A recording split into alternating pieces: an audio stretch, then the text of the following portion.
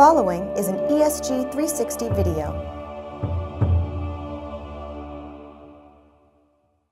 Well, Doug, last time we talked about threats that we foresee in 2017, and we talked about government policies, government actions we see in 2017. There's a lot of stuff going on. A lot of it's bad. So how is the cybersecurity industry going to respond in 2017? It's funny you put it that way. I talk to friends and colleagues about what I do for a living. They say, boy, it sounds like a pretty dark and scary job. It's like, well, the other side of the coin is there are a lot of really good people, really smart people that are on the white hat side. So that's, that's heartening, right? Mm-hmm. And we're fortunate to be able to work with a lot of those organizations, especially on the threat research side.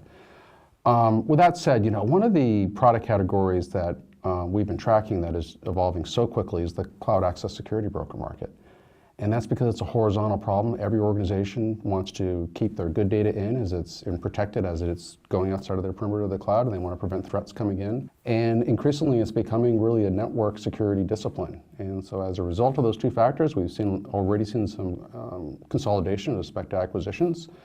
And so I wonder what the next phase for cloud access security brokers will be. And I could see it converting with securing cloud infrastructure. So start worrying about wherever your data is in the cloud, irrespective of cloud service type, SaaS, infrastructure service, or PaaS, you arguably need to have consistent policies across all those different types of cloud storage locations. So more consolidation and maybe a change in the model. Yeah, broadening the scope. Okay. To more cloud services. And speaking of consolidation, Endpoint Security. There's 50 vendors there. We see the traditional AV vendors with new products, including machine learning in their products, including endpoint detection and response.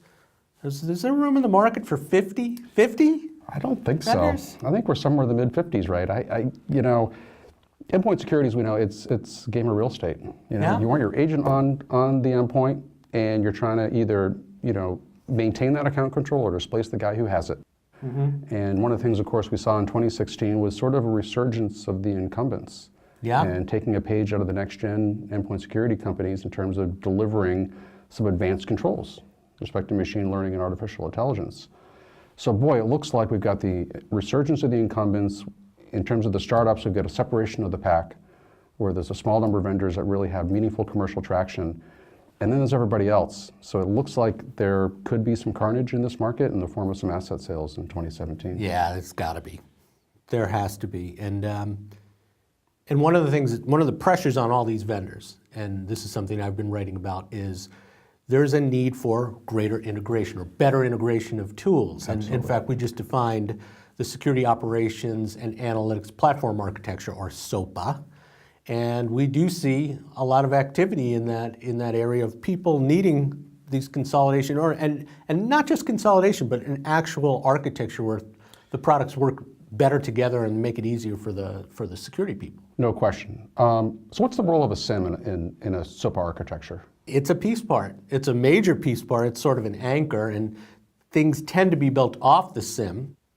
But some of those things could usurp some SIEM functionality, and that's something we're watching. Certainly the SIEM vendors are paying attention. We're watching too. And one of the things, this is a buzzword already, and wait till we get to RSA, Doug, is machine learning. Yeah. Now it's artificial intelligence. Machine learning is passé. So And deep learning. And deep learning. That's good stuff. It's great technology. I think it's going to make a continual impact on our industry, but we're on the on-ramp. It's new stuff. The models are immature, but we'll see a lot of momentum, a lot of innovation, which is good. Absolutely. Yeah, very encouraging. So we've covered some topics that probably other folks are thinking about and talking about. What are some things that are off the radar screen that we think should be a little more topical and front and center in the industry for you? Well, my pet issue is the skills shortage. Yeah. And so we found that 46% of organizations have a problematic shortage of cybersecurity skills. We did our research with the Information Systems Security Association, ISSA, and that continually said not only don't we have enough people, but the people we have aren't receiving the right training. Their workload tends to increase all the time, so they're being burnt out. They don't necessarily work very well with business people or other IT people.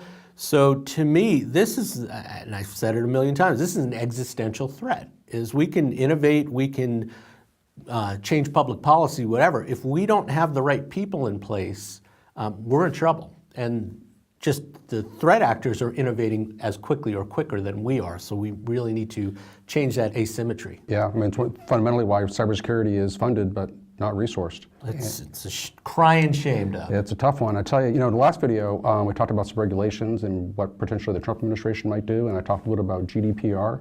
Yeah. One of the new roles that comes out of GDPR is a DPO, a data protection officer. And as I was reading more about that regulation, boy, it strikes me that's going to be another resource that's going to be difficult for organizations to find. Yeah, get your resume. Yeah, I know. Absolutely. But you were talking about a point that you were saying about something that really isn't being talked about, and that's just the scale of security. Yeah, I mean, it's cloud scale. It's fundamentally it's how do we go fast safely? We have organizations that are building their whole data center on public clouds so they can go fast, they can innovate, they can deliver new products and feature functions very quickly, and it's on-demand scale. And sometimes that sort of speed of DevOps isn't comfortable for security practitioners and vice versa. So we need security teams and DevOps professionals working closely together so they can secure that agility so that that fundamental scale that is enabled by public cloud infrastructure is safe. And as more data goes north to the cloud, it just becomes more and more important. And layer on top of that 20 billion IoT devices by 2020. And we need tools and we need people who can manage that scale. That's a huge factor in the scale. Yeah. Yeah. Well, we'll be watching these and other issues in 2017, so stay tuned.